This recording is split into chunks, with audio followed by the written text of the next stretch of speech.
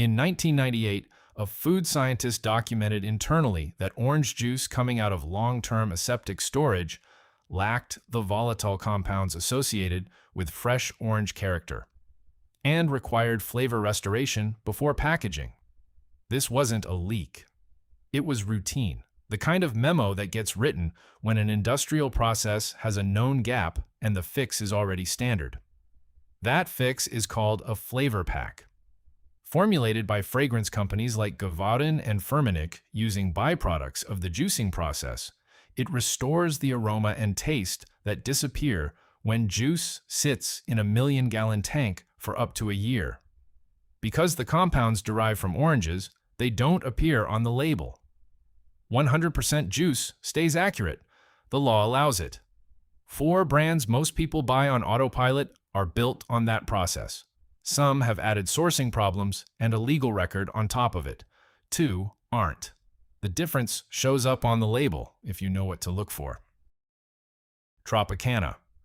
Tropicana is the clearest example of orange juice that has spent decades being marketed as something closer to fresh than it actually is. The brand was founded in 1947 by Anthony Rossi, who originally sold frozen juice before pivoting to flash pasteurization in the 1950s, a real innovation at the time. By 1998, PepsiCo had acquired it for $3.3 billion. The ownership shift mattered less immediately than what came after. The process that defines Tropicana's product is called aseptic storage.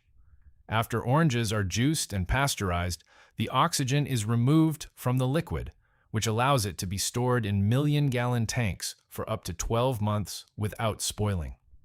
The problem? Deaeration also strips the juice of its natural flavor compounds, primarily ethyl butyrate and other esters that give fresh orange juice its aroma and taste. To restore flavor before packaging, Tropicana adds flavor packs, proprietary blends formulated by fragrance companies like Givaudan and Firmenich, the same firms that create perfume and processed food flavoring. These packs are made from orange oil and orange essence, byproducts of the juicing process, which is why they don't appear on the ingredient label.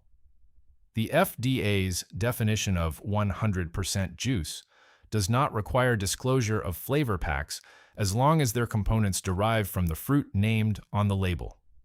The result is that "not from concentrate" on a Tropicana carton describes only how the juice was initially processed, not what's in the bottle you're buying. Journalist Alyssa Hamilton documented this process extensively in her 2009 book Squeezed, and the core mechanism has not changed. In 2021, PepsiCo sold Tropicana to PAI Partners for $3.3 billion. The brand is now managed by a private equity firm with a portfolio that includes food and beverage brands across Europe. What that means in practice for sourcing or formulation hasn't been disclosed publicly, but private equity ownership in food categories historically correlates with input cost reduction. One additional concern: Tropicana has been named in multiple class action lawsuits alleging that its Trop 50 line, marketed with the implication of being a healthier, reduced sugar product, was misleading consumers about the nature of the sweetener substitutions. The suits were filed in California and New York courts between 2012 and 2015. The cases were settled or dismissed without significant public findings, but the product's marketing continued largely unchanged. Minute Maid. Minute Maid is owned by the Coca-Cola Company, which acquired it in 1960. It's one of the oldest orange juice brands in the United States, and its history is useful for understanding how the category developed the problems it now has. The brand pioneered frozen concentrated orange juice in the 1940s, a genuine technological achievement that made shelf-stable juice available nationally. The problem is that the technology Minute Maid pioneered, and later iterations of it, became an industry standard for cost reduction rather than quality. Minute Maid's standard original product is made from concentrate. That means the juice is extracted Most of its water is removed to create a concentrate, reducing shipping weight, and water is then added back before packaging. Each step in that process, concentration, storage, reconstitution, degrades the volatile aromatic compounds that make orange juice taste like oranges. Flavor packs are added back for the same reason described above with Tropicana. Where Maid compounds this is in its expanded product line. Maid, fruit punch, lemonade, and fruit drink. Products sold adjacent to the juice products contain high fructose corn syrup, artificial flavors, and less than 10% actual juice in some formulations. These are not juice. They are juice-adjacent beverages that share shelf space and branding with the juice line, and the visual similarity between them is not accidental. The Coca-Cola Company's 2022 annual report notes that juice and value-added dairy contribute a significant portion of revenue from its nutrition, juice, dairy, and plant-based beverages segment, a segment the company has been restructuring for cost efficiency. There's also a pesticide residue context worth naming. The USDA Pesticide Data Program has found detectable residues of carbendazim, a fungicide banned in the United States, in Brazilian orange juice imports on multiple occasions. The FDA issued a temporary import alert in 2012 after detecting carbendazim in Maid products imported via Brazil. Coca-Cola defended its products as compliant with international standards. The import alert was eventually lifted. Brazil supplies a substantial portion of U.S. orange juice imports, and Minute Maid sources oranges internationally. Neither Coca-Cola nor the FDA has publicly established that this is an ongoing concern, but the sourcing geography remains the same. Simply Orange. Simply Orange was launched in 2001, also by the Coca-Cola Company, as a premium alternative to Minute Maid. The branding is deliberately minimal. White bottle, simple logo, clean-looking design. The positioning implies something less processed. The reality is the same fundamental process. Simply, orange is not from concentrate, which Coca-Cola uses as the centerpiece of its marketing for the brand. That claim is accurate. What it doesn't address is the aseptic storage and flavor pack process described above, which applies equally here. A 2011 lawsuit filed in California alleged that Simply Orange was misrepresenting its product as natural, when the flavor packs added back to the juice involved compounds processed outside the orange and formulated by flavor companies. The case, Pappas versus the Coca-Cola Company, raised the question of whether natural labeling applied to a product that had been chemically reassembled. It was settled in 2012, without Coca-Cola admitting wrongdoing, and the company retained the right to market the product using similar language. The other concern with Simply Orange is pricing. The brand is positioned as a premium product at a price point between $5 and $7 for a 52-ounce carton in most U.S. markets. What a consumer is paying a premium for relative to Minute Maid is largely marketing differentiation and bottle design, not a meaningfully different production process. Alyssa Hamilton's analysis applies here as it does to Tropicana. Aseptic storage, flavor reconstruction, and 100% juice, labeling that obscures what the product has been through. Coca-Cola also faces ongoing litigation regarding its Fairlife milk products under related false advertising claims, a pattern worth noting when evaluating how the company approaches labeling across its portfolio. Florida's Natural. Florida's Natural presents itself as a farmer-owned, cooperative brand. And it is, technically. It's produced by Citrus World, Incorporated, a cooperative of Florida growers, which gives it a more localized sourcing story than its competitors. That's a genuine distinction. The concern isn't with that part of the story, it's with what the brand has layered on top of it.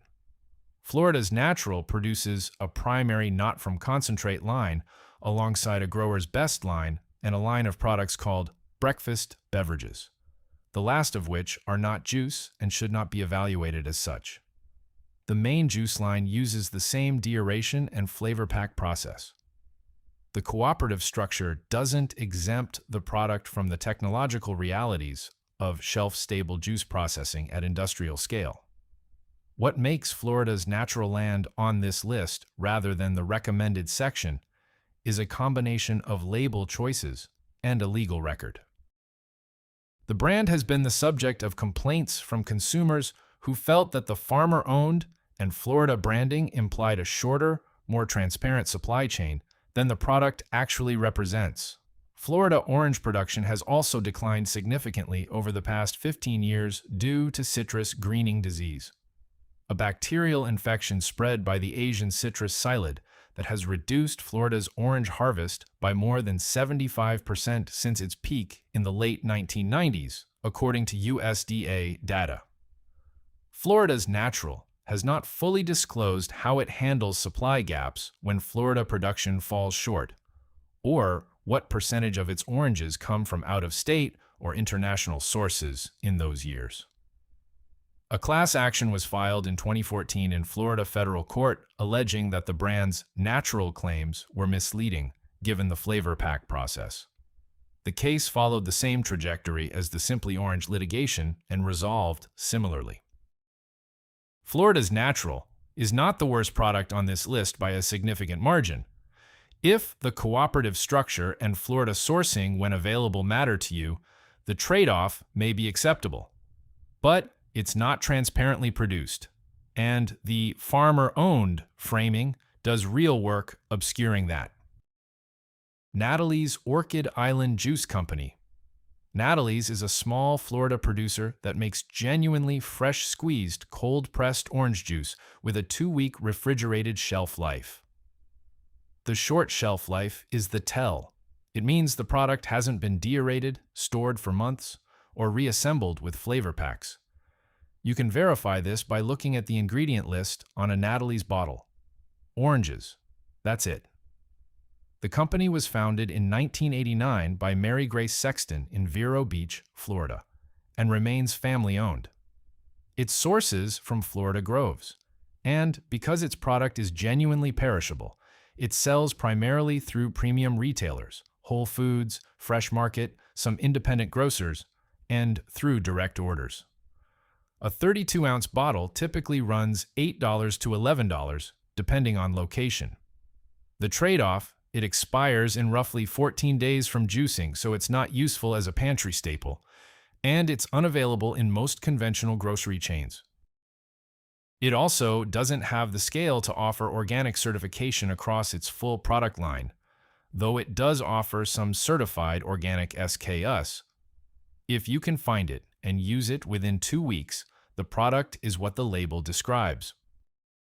Uncle Matt's Organic. Uncle Matt's is the most accessible of the genuinely clean options. It's widely available at Whole Foods, Sprouts, Target, Walmart in some markets, and Kroger stores, which puts it within reach for most consumers in a way that Natalie's isn't. It's USDA certified organic, and its ingredient list on the standard orange juice is also just oranges.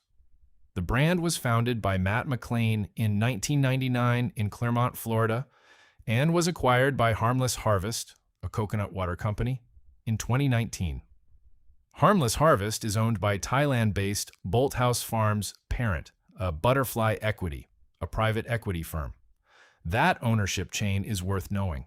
It doesn't appear to have changed the product formulation since acquisition, but it introduces the same structural concern that applies to any PE-owned food brand: input cost pressure over time. Uncle Matt's uses a cold-pressed or gently pasteurized process depending on the product line, and, unlike the brands in the Avoid section, its flavor profile doesn't require reconstitution because the product isn't stripped by aseptic storage. A 52-ounce carton runs $8 to $10 in most markets. One real trade-off: supply consistency. Uncle Matt's is not always on shelves, and availability varies by region. When it's available, it holds up against every concern raised in this video. When it isn't, Natalie's is the alternative worth going out of your way for. The next time you're in front of the orange juice section, the signal to look for isn't natural or not from concentrate or a photograph of a grove.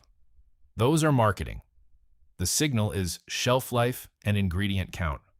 A juice that genuinely comes from fruit and nothing else expires quickly and says so. If it's sitting at room temperature in a carton and the label reads natural flavors anywhere, something has happened to that juice that the front panel isn't telling you. Check the back. Count the ingredients. The two brands above both have one.